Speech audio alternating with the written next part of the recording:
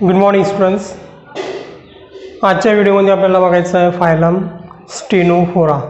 Okay, या फायलमला मिनर phylum म्हणतात. मिनर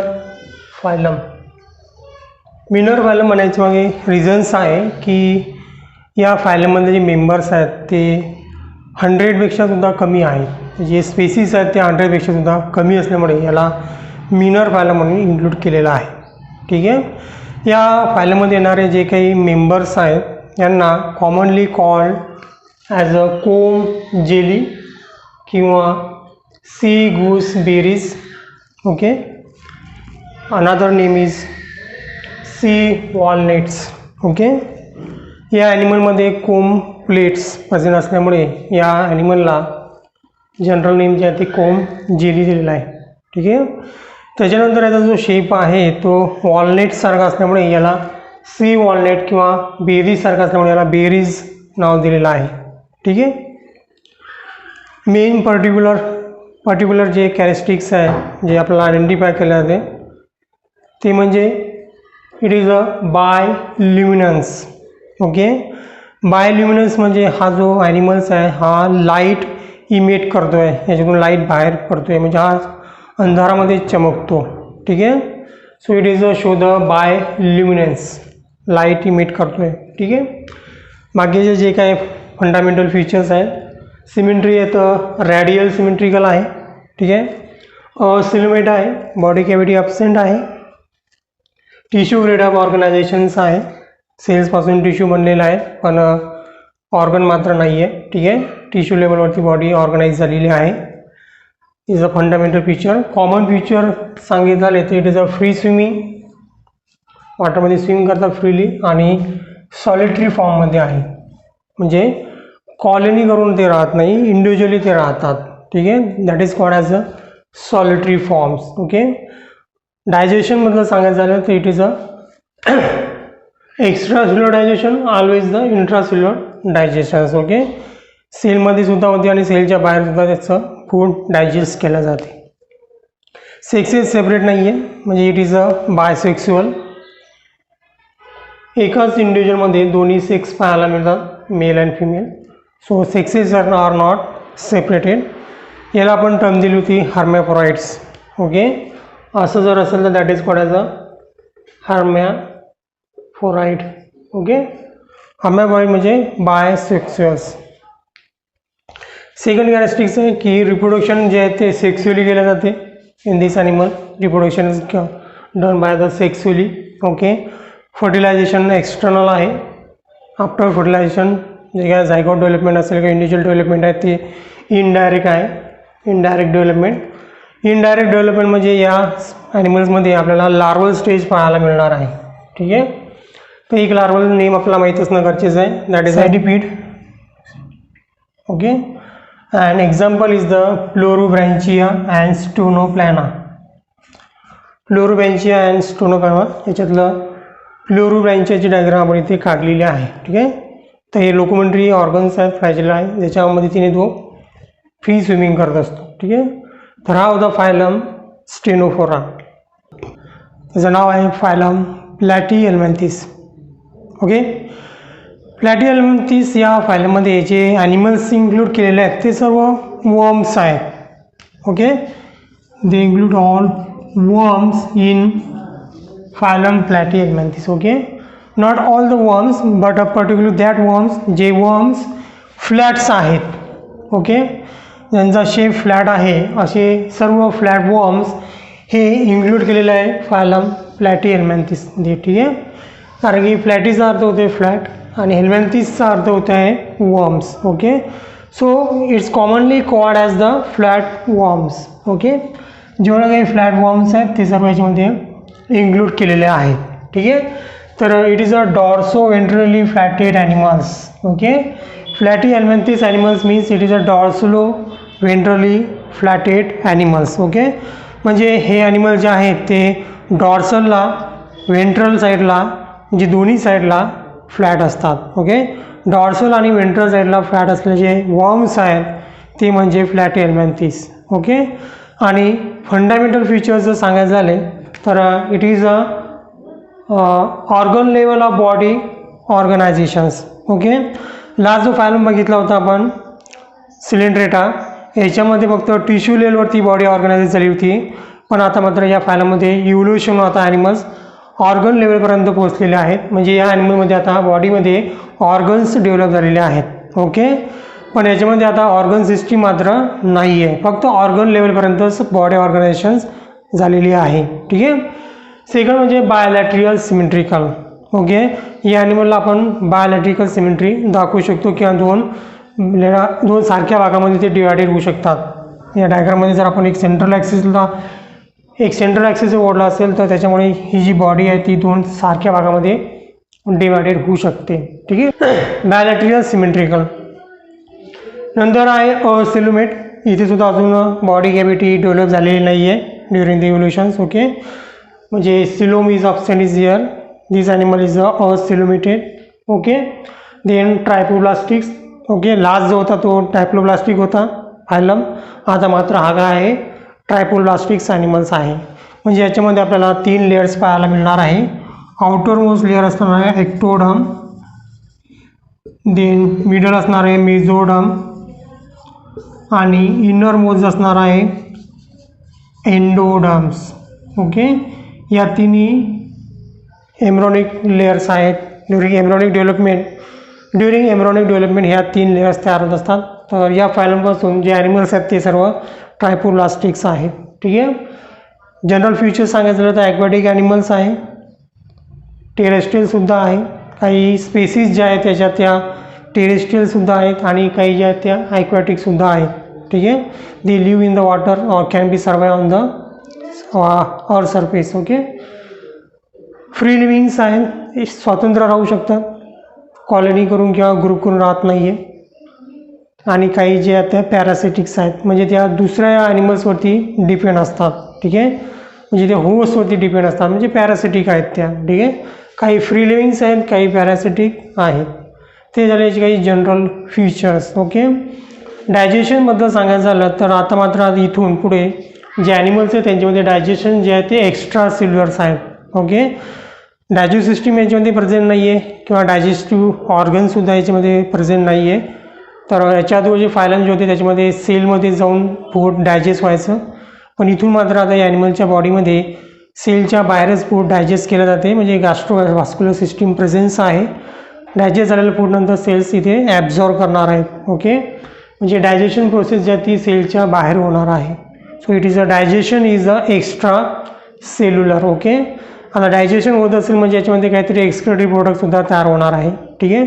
तर एक्सक्रेशन हे स्पेशल टाईप्स ऑफ स्ट्रक्चरने परफॉर्म केलं जाते and that structure is called as a flame cells. Okay, so excretion through the flame cells. Okay, sexes are not separated, that mean it is a bisexual. Okay, हे जे animals आहेत ते सर्व बायसेक्सुअल्स आहेत, म्हणजे एका इंडिव्हिज्युअलमध्ये दोन्ही सेक्स प्रेझेन्स आहेत, मेल आणि फिमेल. म्हणजे मेल रिप्रोडक्टिव्ह सिस्टीमसुद्धा प्रेझेन्स आहे आणि फिमेल रिप्रोडक्टिव्ह सिस्टीमसुद्धा प्रेझेन्स आहे. ओके, तरीसुद्धा यांचं जे फर्टिलायझेशन्स आहे ते इंटरनल आहे. ओके, डेव्हलपमेंट हे इनडायरेक्ट आहे. ठीक आहे, म्हणजे याच्यामध्ये आता मधामध्ये लार्वल स्टेज येणार आहे, लार्वल स्टेजमधून अडल्ट डेव्हलप होणार आहे. ठीक आहे, हे ॲनिमल्स एग्ज लेईंग आहेत, म्हणजे एग्ज देतात, एग्जमधून लार्वी बाहेर पडतात, लार्वी अडल्टमध्ये डेव्हलप होतात. ओके, लार्वल स्टेज जर मधात येत असेल तर त्याला इनडायरेक्ट डेव्हलपमेंट म्हणतात आणि डायरेक्ट जर अडल्ट सारखे दिसणारे असतील तर त्याला डायरेक्ट डेव्हलपमेंट म्हणतात. ठीक आहे, तो development is a indirect. Okay, reproduction दोन्ही प्रकारे होऊ शकते, सेक्सुअली आणि असेक्सुअलीसुद्धा. ठीक आहे, सेक्सुअली म्हणजे त्याच्यामध्ये गॅमेट फॉर्मेशन होणार, गॅमेटचं फ्युजन होऊन म्हणजे फर्टिलायझेशन होऊन त्याच्यातून न्यू इंडिव्हिज्युअल्स तयार होणार. ठीक आहे, त्याला म्हणतात सेक्सुअल रिप्रोडक्शन. असेक्सुअल रिप्रोडक्शन म्हणजे फ्रॅगमेंटेशन वगैरे होऊन जर रिप्रोडक्शन होत असेल त्याला आपण असेक्सुअल रिप्रोडक्शन म्हणणार. ठीक आहे, जसं मी तुम्ही 10th स्टँडर्डमध्ये शिकलं असाल की प्लॅनेरिया जो वर्म्स आहे याला जर तुम्ही 2 तुकड्यामध्ये कट केले तर दोन्ही तुकड्यापासून 2 नवीन वेगळे प्लॅनेरिया तयार होऊ शकतात. ठीक आहे, म्हणजे हेड रिजन जर कट केला असेल तर हेड रिजनच्या खाली पुन्हा टेल रिजन तयार होईल आणि दुसरा जो टेल रिजन्स आहे त्याच्यापुढे वर हेड रिजन डेव्हलप होतात. म्हणजे या ॲनिमल्समध्ये हाय पॉवर ऑफ रिजनरेशन असते, ठीक आहे. जसं तुम्ही घरामध्ये बघितलं असाल की पाल जी असते तिचे शेपूट जर आपण कट केलं तर तिला पुन्हा तिथे शेपूट येते, त्याला रिजनरेशन म्हणतात. तशा प्रकारची रिजनरेशनची पॉवर या ॲनिमल्समध्ये खूप जास्त आहे. ओके, म्हणजे एका प्लॅनरीला जर तुम्ही कट केलं एका पार्टमध्ये, म्हणजे 2 तुकडे जर गेले असतील तर या 2पासून 2 प्लॅनेरिया तयार होतात, ठीक आहे. तसं हे सुद्धा असेक्सुअल सुद्धा रिप्रोडक्शन करू शकता, ठीक आहे. तर some members have the high regeneration capacity, खूप जास्त रिजनरेशन कॅपॅसिटी याच्यामध्ये पाहायला मिळते, ठीक आहे. एक्झाम्पल्स जे आहेत ते म्हणजे प्लॅनेरिया, ओके, याला कॉमनली लिव्हर फ्लूक म्हणतात. इथे डायग्राम मी काढलेला आहे. This is the planaria, liver fluke. Dorsally ventrally flat असते, या साईडला माउथ प्रेझेंट असते, ठीक आहे. दुसरं एक्झाम्पल आहे टेनिया सोलियम, त्याचं कॉमन नेम जे आहे ते आहे टेपवॉर्म्स. ओके, इथे मी डायग्राम काढलेली आहे टेपवॉर्मची. खूप लांब लचक असतो, ठीक आहे. आणि शेप जो आहे याचा बिलकुल टेपसारखा आहे. मेजरमेंट टेप कसा असतो आपला त्या प्रकारे याचा शेप असल्यामुळे, म्हणजे दोन्ही साईडला फ्लॅट आहे त्यामुळे याला टेपवॉर्म्स म्हणतात, ठीक आहे. हे सर्व पॅरासिटिक्स आहेत, कारण की होस्टच्या बॉडीच्या आतमध्ये राहत असल्यामुळे यांना एंडो पॅरासाइट म्हणतात. ओके, तर हे पॅरासिटिक तर आहेच, पण त्याच्यामध्ये सुद्धा ते एंडो पॅरासिटिक आहे, ठीक आहे. म्हणजे ते ॲनिमलच्या बॉडीमध्ये राहतात आणि तिथे त्यांना ऑलरेडी डायजेस्ट झालेलं फूड मिळते, त्यामुळे त्यांना स्पेशली असं फूड डायजेस्ट करायचं काम पडत नाही आहे. त्यामुळे ॲनिमल्समध्ये डायजेस्टची सिस्टीम चांगल्या प्रकारे डेव्हलप झालेली नसते, ठीक आहे. ऑलरेडी डायजेशन झालेलं फूड मिळत असल्यामुळे डायजेशन सिस्टीमची आवश्यकता नाही आहे आणि डायजेस्ट झालेलं फूड मिळत असल्यामुळे एक्सक्रेशनचं सुद्धा प्रश्न त्याच्यामध्ये उद्भवत नाही आहे, जे एक्सक्रेशनसुद्धा प्रश्न त्याच्यामध्ये येत नाही आहे, ठीक आहे. तर एक्सक्रेशन आणि डायजेशन हे चांगल्या प्रकारे याच्यामध्ये डेव्हलप झालेलं नाही आहे, ठीक आहे, कारण की ऑलरेडी त्यांना डायजेस्ट झालेलं फूड मिळतात. आणि होस्टच्या बॉडीच्या आतमध्ये राहत असल्यामुळे तिथे चांगल्या प्रकारे टिकून राहण्यासाठी किंवा त्यापासून स्वतःचं संरक्षण करण्यासाठी त्यांनी स्वतःमध्ये बरेच ॲडॅप्टेशनसुद्धा केलेलं आहे, की होस्ट बॉडीमध्ये कशा प्रकारे चिटकून राहता येईल, त्याचं फूड कशा प्रकारे ॲब्झॉर्ब करता येईल, जास्तीत जास्त दिवस तिथे कसं टाळता येईल वगैरे, ठीक आहे. त्यासाठी त्याच्यामध्ये हुक्स वगैरे डेव्हलप झालेले असतात आणि फूडला ॲब्झॉर्ब करण्यासाठी त्याच्यामध्ये सकर्स असतात. त्यातला एक सकर आपण इथे ड्रॉ केलेला आहे, ठीक आहे. ते सर्व एंडोपॅरासिटिक ॲडॅप्टेशन त्यांच्यामध्ये पाहायला मिळते, ठीक आहे. पण एवढं डिटेल्समध्ये आपल्याला जायचं नाही आहे, कारण की आपल्याला फक्त सायलेंट फीचर्स दिलेले आहेत, ठीक आहे. तर हा फायलम होता phylum platyhelminthes. Okay students, next बघायचं आपल्याला फायलम ॲस्केल्मिंथेस. ओके, ॲक्स means round, helminthes means worms. Okay, last फायलममध्ये आपण बघितलं होतं प्लॅटीहेल्मिंथेस मीन्स फ्लॅट वॉर्म्स. हे सुद्धा वॉर्म्स आहेत, पण यांचा शेप, बॉडी शेप जो आहे तो मात्र राऊंड आहे. ओके, म्हणजे जेव्हा तुम्ही त्याला क्रॉस सेक्शन घ्याल त्याचा, तेव्हा तुम्हाला बॉडी शेप जो आहे तो राऊंड मिळणार आहे, त्यामुळे याचं नाव आहे round worms. Okay, so it is commonly called as a round worms. Okay, आणि एक प्रकारे थ्रेडसारखे असल्यामुळे याला थ्रेड वॉर्म्ससुद्धा म्हणतात. दुसरं एक याचं कॉमन नेम जे म्हणजे true worms. Okay, actually it is a true worms, that's why is called as a true worms. Okay, so body is a circular in shape in a cross section, ज्याच्यामुळे याला commonly called as अ round worms. Okay, पूर्ण body length ही थ्रेडसारखी असल्यामुळे thread worms किंवा true worms यांना म्हणतात, ठीक आहे. आता इथे आपण प्रत्येक फंडामेंटल फीचर जे होते त्याच्या एक स्टेप्स पुढे जाणार आहोत, ठीक आहे. म्हणजे बॉडी ऑर्गनायझेशन बघायचं असेल तर इथे आता आपल्याला organ system level of body organisations पाहायला मिळणार आहे, ठीक आहे. म्हणजे इथे फक्त ऑर्गन्स नाही आहे, तर ऑर्गनपासून आता सिस्टीम बनलेली आहे. इथून पुढे आता जेवढे काही फायलम्स आहेत याच्यामध्ये आपल्याला ऑर्गन सिस्टीम्स पाहायला मिळतील, ठीक आहे. सेकंड कॅरेक्टरिस्टिक की it is a bilateral symmetrical, symmetry जी आहे त्याची बायलॅटरल आहे, ठीक आहे. त्यानंतर याच्यामध्ये बॉडी कॅव्हिटी प्रेझेन्स आहे, but it is not a true body cavity, it is a false body cavity. Okay, कारण की ती मेझोडममध्ये तयार झालेली नाही आहे, तर it form between ectoderm and endoderms या 2 लेयरच्या मध्ये ती बॉडी कॅव्हिटी तयार झालेली आहे. अशी बॉडी कॅव्हिटी जर असेल तर त्याला आपण ट्रू बॉडी कॅव्हिटी म्हणत नाही आणि त्या ॲनिमलला आपण सिडोसिलुएट म्हणतो आहे, ठीक आहे. ट्रू बॉडी कॅव्हिटी ही मेझोडर्म लेअरला स्प्लिट होऊन तयार होत असते किंवा ती बॉडी कॅव्हिटी बॉडी वॉल आणि गट्सच्या मधात असते, त्यालाच आपण ट्रू बॉडी कॅव्हिटी किंवा सिलूम म्हणतो. ठीक आहे. पण अशा प्रकारची बॉडी कॅव्हिटी आपल्याला याच्यामध्ये पाहायला मिळत नाही आहे. बॉडी कॅव्हिटी आहे पण ती त्या प्रकारची नाही आहे. So it is a pseudocoelomate. Okay. And it also the triploblastics animals. Okay. म्हणजे it has the 3 germ layers, ectoderms, endoderms आणि mesoderms. Okay. Then it is a aquatic, also terrestrial, free livings, not live in the ग्रुपमध्ये राहत नाही, individual राहतात ते, that is a free livings. And it is a parasitic in natures. Okay.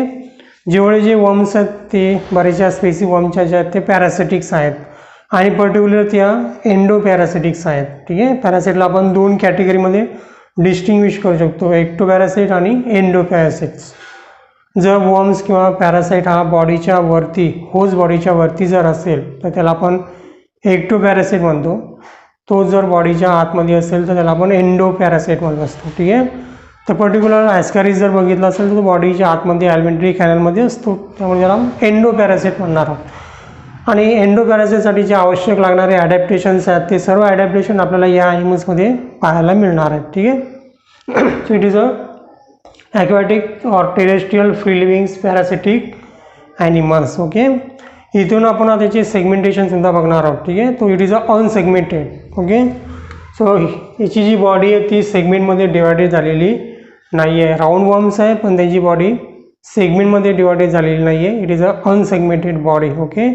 म्हणजे मेटामेरिझम जे आहे ते हा शो करत नाही आहे. ठीक आहे. त्याच्यानंतर डायजेशनबद्दल बोलायचं झालं तर डायजेशन कम्प्लीट आहे, म्हणजे ॲलिमेंटरी कॅनल जी आहे ती पूर्णपणे डेव्हलप झालेली आहे. आणि ॲलिमेंटरी कॅनल कम्प्लिटली डेव्हलप केव्हा म्हणतात, जेव्हा ॲलिमेंटरी कॅनलला दोन्ही ओपनिंग जर प्रेझेंट असतील तर त्याला आपण कम्प्लीट डायजेस्ट सिस्टीम किंवा ॲलिमेंटरी कॅनल म्हणतो.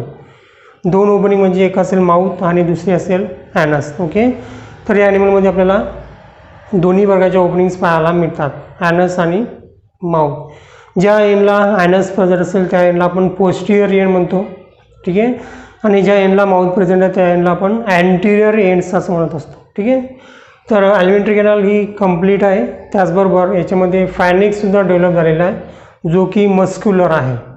ठीक आहे. To push the food inside the body किंवा ॲलिमेंटरी कॅनलमध्ये फूडला पुश करण्यासाठी तिथे फायनिक्स हा चांगल्या प्रकारे डेव्हलप झालेला आहे. अशी ॲलिमेंटरी कॅनल याच्यामध्ये प्रेझेन्स आहे. ठीक आहे. त्याच्यानंतर एक्सक्रेशनबद्दल सांगायचं झालं तर एक्सक्रेशनसाठी याच्यामध्ये ट्यूब प्रेझेन्स आहे which remove the waste material from the body cavity through the excretory pores. Okay. म्हणजे ॲनस. ठीक आहे.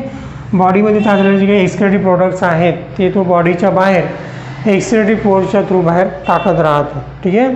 आता ॲनिमलमध्ये ॲलिमेंटरी कॅनल्स आहे म्हणजे डायजेशन होणार आहे. डायजेशन होईल म्हणजे एक्सक्रेटरी प्रोडक्ट्स तयार होतील.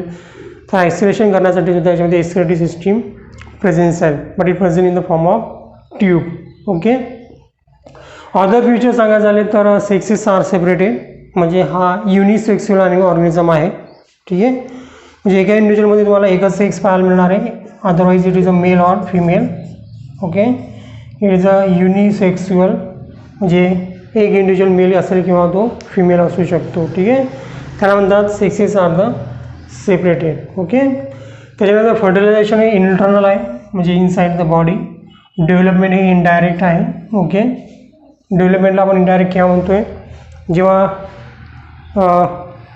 डेव्हलपमेंटच्या स्टेजमध्ये जर लार्वल स्टेज जर येत असेल तर त्याला आपण इनडायरेक्ट डेव्हलपमेंट म्हणत असतो. त्याच्यामध्ये सुद्धा लार्वल स्टेजेस येतात, त्यामुळे आपण डेव्हलपमेंटला इनडायरेक्ट डेव्हलपमेंट म्हणलेलं आहे. ठीक आहे. रिप्युटेशन हे पर्टिक्युलर सेक्सुअलीच होत असते. ठीक आहे. सेक्सुअल रिप्युटेशन आपल्याला वॉर्म्समध्ये पाहायला मिळत नाही आहे. ठीक आहे. So reputation is a sexual and it show the sexual dimorphisms. Okay. म्हणजे एक्सटर्नल मॉर्फॉलॉजीवरून आपण ओळखू शकतो की तो वर्म्स हा मेल आहे किंवा फिमेल्स आहे. ठीक आहे. जसं की बोर्डवरती मी 2 ॲस्कॅरिस म्हणजे 2 राऊंड वर्म्स काढलेला आहे. ठीक आहे. ह्याच्यातला जो एक वर्म्स आहे तो मेल आहे, दुसरा फिमेल्स आहे. तर त्याला आपण बाहेरच्या शेपवरूनच ओळखू शकतो की तो मेल कोणता आहे आणि फिमेल कोणता आहे. ठीक आहे. असं जर आपण डिस्टिंग्विश करू शकत असेल मेल अँड फिमेलला तर त्याला म्हणतात sexual dimorphisms. Okay. Di means two, morphism is form. Okay. तर हा जो पहिला वॉर्म्स काढला ज्याची साईज लहान आहे आणि लेंथसुद्धा लहान आहे, तर हा मेल आहे. आणि ब्रॉड जो आहे आणि लॉंगसुद्धा जो आहे तो फिमेल आहे. ठीक आहे, तर सेकंड फिमेल आहे आणि फर्स्ट मेल आहे. तर याच्या साईजवरून आणि लेंथवरून आपण त्याला आयडेंटिफाय करू शकतो. ठीक आहे, त्याच्यानंतर हा जो पोस्टीरियर एंड आहे हा कर्व आहे.